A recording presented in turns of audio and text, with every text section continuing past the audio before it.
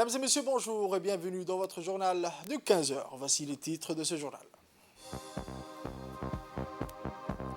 Aux nouvelles nationales, Djibouti révolutionne l'efficacité portière en Afrique.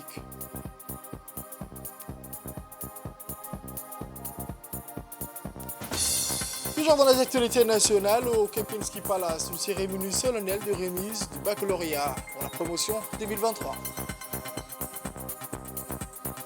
Au Nouvel Mondial, le sommet de Jeddah, le CCG et l'Asie centrale multiplient les partenariats. Les détails dans ce journal.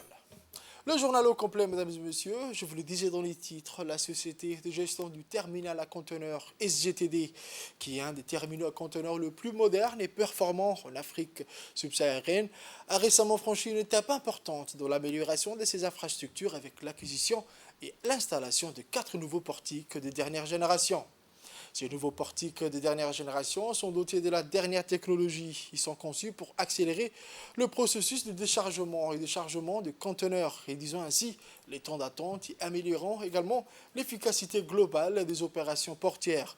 Depuis son ascension à la magistrature suprême du pays, le président de la République, son Excellence El Hadj Ismaël Omar Guelleh, a accordé une importance capitale aux ports qui constituent un point névralgique de notre économie, reconnaissant leur rôle crucial dans le développement économique du pays.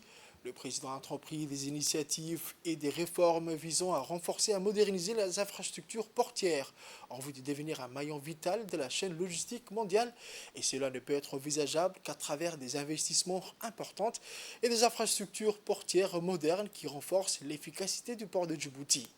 Les nouveaux portiques à conteneurs opérationnels de la Société de gestion des terminaux de Djibouti offrent une capacité de chargement et de déchargement impressionnante. Ces portiques de dernière génération permettront de décharger environ 30 conteneurs par heure, soit en moyenne environ plus de 480 tonnes. Cette acquisition permettra au terminal d'acquérir les plus grands navires du monde, les Megamax. Ces portiques polyvalents sont équipés pour manipuler des conteneurs de 20 pieds à 40 pieds, répondant ainsi aux exigences de déchargement des navires de la flotte de dernière génération.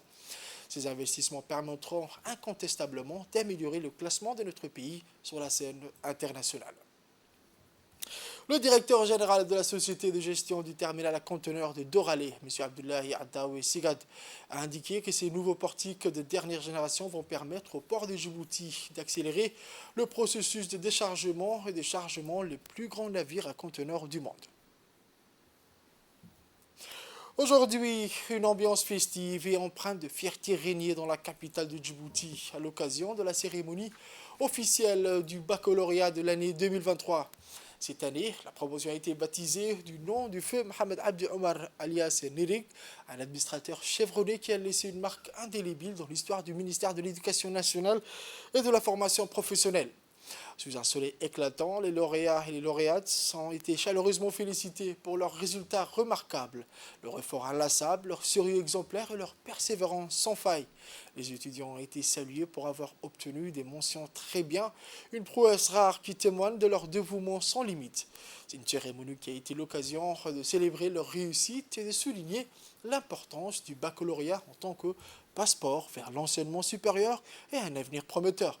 Cette cérémonie de remise du baccalauréat a été également l'occasion de mettre en lumière les efforts déployés par les cadres, inspecteurs, conseillers pédagogiques et enseignants qui ont contribué à la réussite de cette nouvelle école djiboutienne.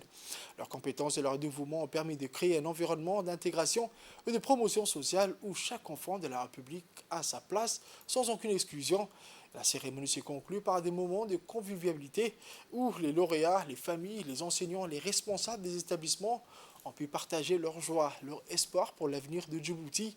Les lauréats sont désormais prêts à écrire leur histoire passionnante et inspirante, guidés par les ailes de baccalauréat vers un futur prometteur. En cette journée de privilèges et de bonheur, l'ensemble de la population djiboutienne est fière de voir ces jeunes diplômés prêts à construire un avenir radieux pour eux-mêmes et pour leur pays. Félicitations à la promotion Mohamed Abdi Omar pour cette réalisation exceptionnelle. Il convient de noter que cette cérémonie de remise de diplômes s'est tenue simultanément dans les régions de l'intérieur. Une délégation de haut niveau dirigée par le ministre somalien de la Planification, des Investissements et de l'Économie, M. Mahmoud Abdurrahman Cheikh Farah, effectue une visite actuellement de travail à Djibouti pour renforcer les relations bilatérales entre les deux nations voisines. Lors de leur visite, la délégation a été chaleureusement accueillie par le ministre des Finances de Djibouti, M. Ilyas Moussa Dewale, en présence de ses proches collaborateurs. Parmi les personnalités présentes figurait également M. Mahdi Mohamed Jama, le directeur général de l'ADDS, une rencontre qui a offert une occasion propice pour discuter et échanger sur les voies et moyens de renforcer le partenariat entre Djibouti et la Somalie. L'objectif principal de cette visite était de favoriser les échanges d'expertise et de partager les bonnes pratiques en matière de conduite de projets de développement. Parmi les points abordés lors des discussions figuraient également des questions relatives au commerce transfrontalier, à l'investissement dans les infrastructures, au renforcement des capacités, à la collaboration dans les secteurs clés. La visite de la délégation somalienne en terre djiboutienne marque une étape significative dans les relations bilatérales entre les deux pays. Elle témoigne de la volonté commune de promouvoir la coopération économique et sociale pour le bénéfice mutuel de leurs peuples respectifs. Pour les interventions, le ministre de la Planification de l'Investissement, M. Mahmoud Abdurrahman Cheikh Farah, a exprimé sa satisfaction quant au niveau des relations fraternelles historiques entre les deux pays et les deux peuples frères. Louant le rôle joué par la diplomatie djiboutienne, dirigée par le président de la République, son Excellence M. Ismaël Marguerite, dans la Corne de l'Afrique, il s'est réjoui également de l'accueil qui a été réservé à lui et à sa délégation. Il a souligné que cette visite a pour objectif de favoriser les échanges d'expertise, de partager les bonnes pratiques. Enfin, il a exprimé son souhait de bénéficier de l'expérience et de l'expertise de la République de Djibouti sur la question du développement social. De son côté, le ministre des Finances de Djibouti, son Excellence M. Ilyas Moussa Dewale, a salué la délégation somalienne et a réaffirmé l'engagement de Djibouti à soutenir les initiatives de développement de la Somalie. Voici ses dires. Le lien qu'il y a entre la République de Djibouti et la République fédérale de la Somalie, c'est un lien séculaire, fraternel. Et c'est toujours un plaisir de recevoir un collègue de la Somalie, et en l'occurrence, ici, notre frère ministre Mahmoud, pour ministre du Plan et de la promotion des investissements en Somalie, pour discuter du partenariat entre nos deux pays au niveau ministériel. L'objectif de la mission de mon collègue étant de faire un peu une visite sur les expériences de Djibouti par rapport aux différents projets de développement. Et donc, l'institution comme ADDS va s'occuper. Pour le reste, nous travaillons sous la direction de nos deux chefs d'État pour s'assurer que nos deux pays renforcent non seulement les relations fraternelles, mais approfondissent l'intégration régionale sur le plan économique, social, culturel, parce que nous avons beaucoup à partager. C'est ce matin que l'état-major général des armées place au hôtel des officiers Hassan Abassouma Hassan, que le chef d'état-major général des armées, le général de corps d'armée, le général Zekri Cheikh Ibrahim Bor, a reçu en visite de courtoisie l'ambassadrice de l'Union européenne à Djibouti et auprès de l'IGAD, son Excellence Sylvie Altabès. Cette réunion a offert une opportunité pour les deux parties d'examiner l'état des relations entre Djibouti et l'Union européenne, ainsi que les pistes susceptibles de les renforcer encore plus. Le général de corps d'armée, le général Zekri Cheikh Ibrahim, a souhaité la bienvenue à l'ambassadrice lors de cette rencontre. Au cours de leur échange, ils ont discuté de la nature exceptionnelle des relations diplomatiques entre Djibouti et l'Union européenne, fondées sur des valeurs communes partagées par les deux pays. Ils se sont mis d'accord sur l'importance d'améliorer davantage les relations d'amitié et de coopération, en particulier pour l'opération Atalante menée en mer Rouge par la force navale de l'Union européenne et où Djibouti joue un rôle hautement stratégique. Suite à cette visite de courtoisie, l'ambassadrice Sylvie Tavès a exprimé sa gratitude au chef d'état-major général des armées pour son accueil chaleureux.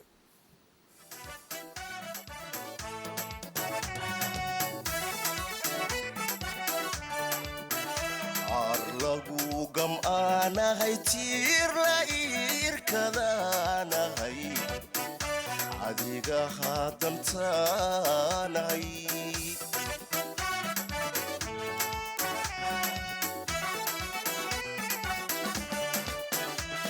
ololio dabanahay. Ensuite, je vous emmène au sud du pays où, après la localité de Beya Adé et le village de Holhol, de la sous-préfecture éponyme, dans le courant de la semaine dernière, ce fut le tour du village historique de Daesbio d'accueillir hier matin le préfet de la région, Abdelmalik Mohamed Benoïta, pour une première visite de prise de contact avec les chefs coutumiers, les femmes actives et les jeunes, avec les porte-voix de la localité.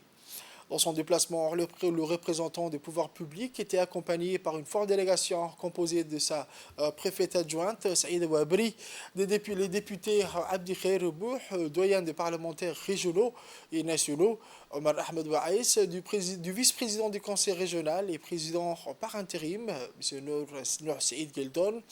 À peine arrivés, les visiteurs de marque ont été introduits dans une salle du centre communautaire de développement du village, où le préfet a été convié à dévoiler le contenu d'un héros confectionné de paille en élevant son grand couvercle dont la grande calebasse de l'intérieur contient une spécialité culinaire traditionnelle. Quelques instants après, une exposition sur des affiches géantes témoignant le passé historique de Daesbio a été présentée au préfet Abdelmalik Mohamed Benoïta dans le bureau du directeur du CDC.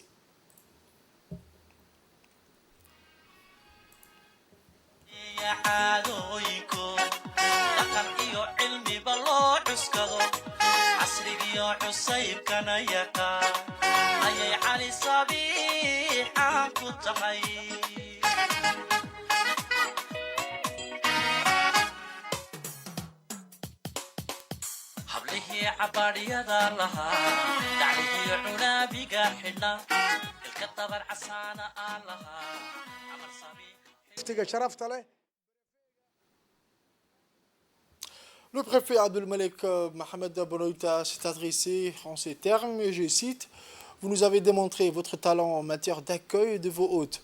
Je vous remercie de votre accueil chaleureux et fraternel. Nous sommes au service de la population.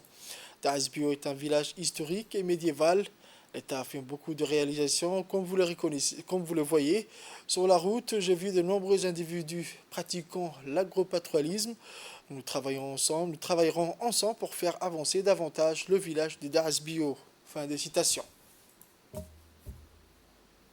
À l'issue de cette rencontre de proximité, le préfet et ses accompagnateurs ont fait immersion dans la grotte de Daesbio, une grotte qui est l'œuvre de la nature, non de l'homme.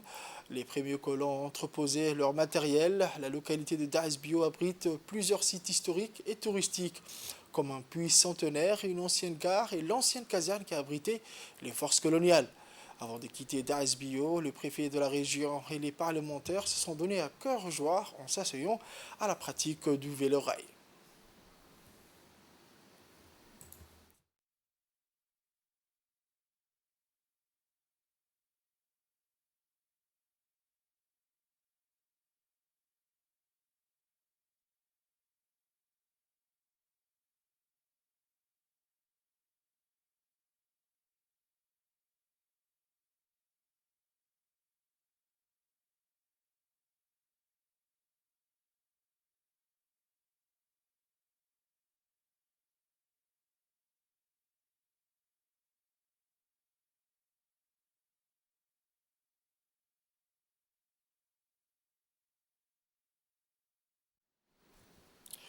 Je vous emmène au nord à présent où cette semaine le préfet de Tadjoura, M. Mohamed Hamad Abbas, a eu successivement des entretiens avec une délégation de l'ambassade du Japon et une délégation conjointe de PNUD de l'OIM à la préfecture. La délégation japonaise conduite par le conseiller de l'ambassadeur du Japon a discuté avec le préfet en présence du présidente de l'AFT, Mme Hassan Hassanetou, des projets de développement financés par le Japon dans la région de Tadjoura. La délégation japonaise a visité le siège de l'AFT où de nombreux projets sont tenus par la coopération japonaise et inspecté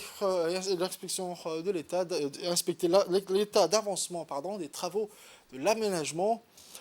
Par la suite, le préfet de Tadjoura a tenu une réunion de haut niveau avec la chef de mission de l'Organisation internationale pour les migrations et le coordinateur des Nations Unies dans son bureau. La rencontre portait sur les questions relatives à la gestion des migrations dans la région. La rencontre s'est conclue par l'engagement du préfet de Tadjoura à travailler en étroite collaboration avec les partenaires internationaux et les organisations de la société civile pour élaborer des solutions durables et garantir une gestion humaine et respectueuse des droits des migrants. Sport à présent, les athlètes djiboutiens se préparent avec enthousiasme pour les Jeux de la francophonie qui se dérouleront à Kinshasa du 28 juillet au 6 août prochain. Cet événement sportif international rassemblera des athlètes venant des différents pays francophones et mettra en valeur les talents sportifs de la région. Parmi les sportifs attendus, les boursiers IOG suscitent une grande attention. Ces jeunes athlètes talentueux soutenus par le programme de bourses sportives mis en place par le gouvernement djiboutien ont déjà fait leurs preuves sur la scène nationale et internationale.